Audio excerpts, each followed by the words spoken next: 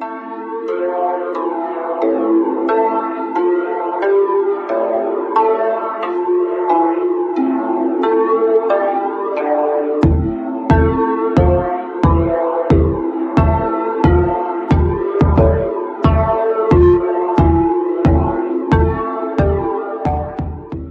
it going, guys? Welcome to Film Forensics. I'm so excited. This is my first episode, my first case that I'm covering.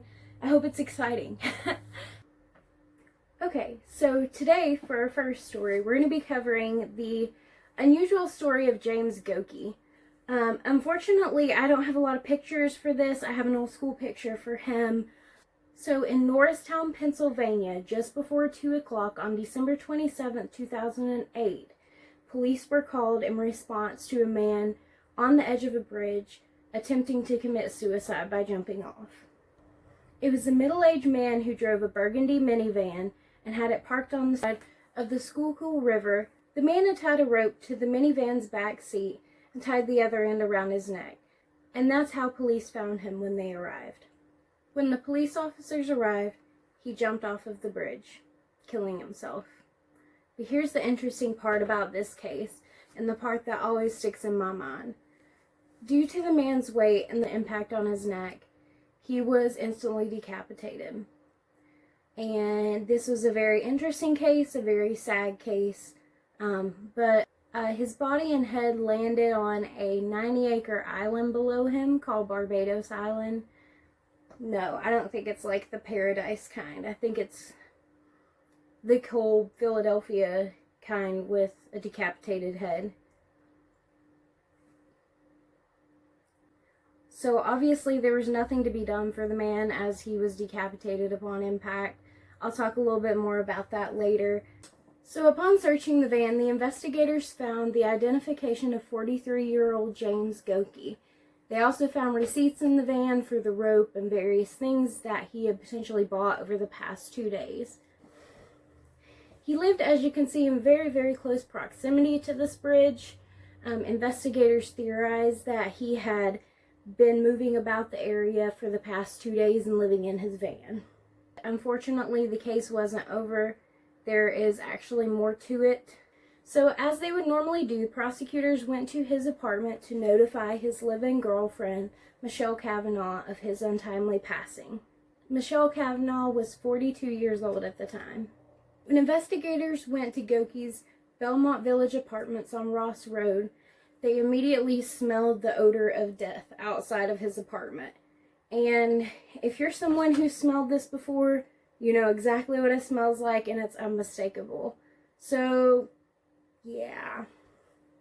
I don't know what else to say.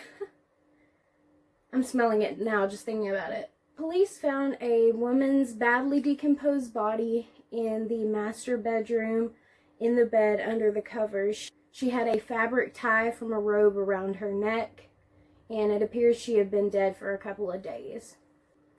The woman was also naked and lying on her back. The detectives determined that this was, unfortunately, Michelle Cavanaugh. She was 42 years old.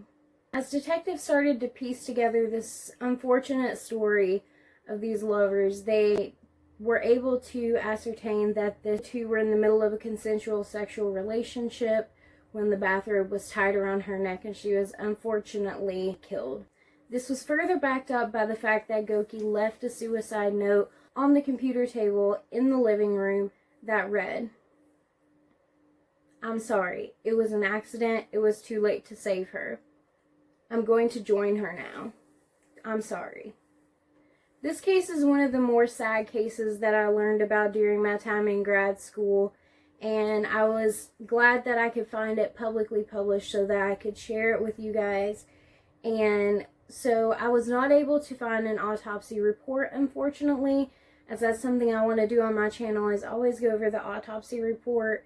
So since I don't actually have that, I'm just going to talk a little bit to you guys about ligature strangulation and manual strangulation, how we determine the differences in forensic settings, and kind of what you might be looking for. We do know that an autopsy performed on Cavanaugh the day after she was found determined that she was killed by manual strangulation. And Strangulation, whether by hand or by some sort of object, causes injury to the tissues of the neck, and the pattern of these injuries can tell us how the strangulation happened. There's something called petechiae that are apparent especially in the eyes of someone who is manually strangled. Their pinpoint hemorrhages can be found in the skin, in the conjunctiva of the eye, and in the organs. However, petechiae are non-specific findings, and finding them doesn't mean you've been strangled, and the absence of them doesn't mean you haven't been strangled, but they are a decent indicator when the surrounding evidence is pointing to strangulation or asphyxiation. Ligature abrasions, as you would have seen with James as he had the ligature on his neck, because of the weight, they typically go forward and up toward the back of the neck, and this causes extreme compression on the neck. And we'll talk about the 4 ways that you can die from strangulation and asphyxiation. And this is markedly different than what would have been seen on Michelle as a completely horizontal plane as she was lying on her back when this manual strangulation happened. Because this happened so fast for James, I highly doubt that there was a indention, a ligature mark. There's potentially burns relating to the ligature being around his neck. I did not see autopsy photos, so I can't confirm.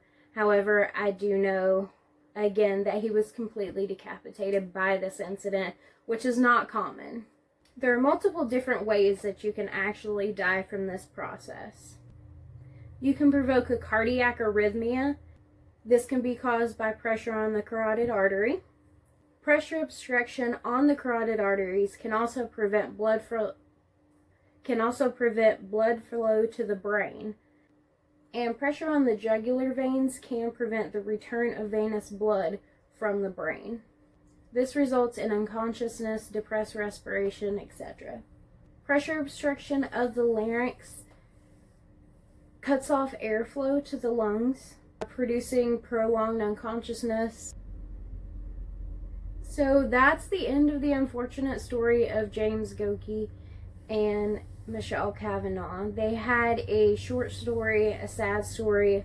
I wish there was more information I could give you about them, but they are just an unfortunate couple, a very sad situation where just their routine activities with one another, expressing love, ended in both of their deaths.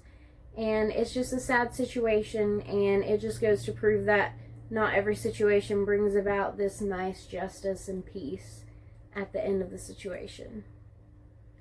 Alright guys, I'm signing out. Thanks for watching Femme Forensics. I'll see you guys next time. Again, thanks so much for watching. Subscribe. Please comment your opinions, your thoughts, and give us a like.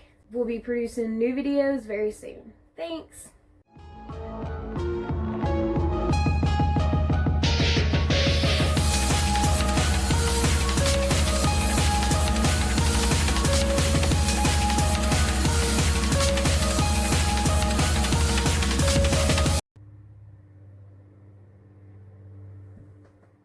Is it even recording?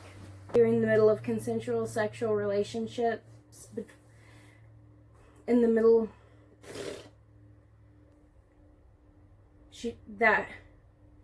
By ligature strangulation.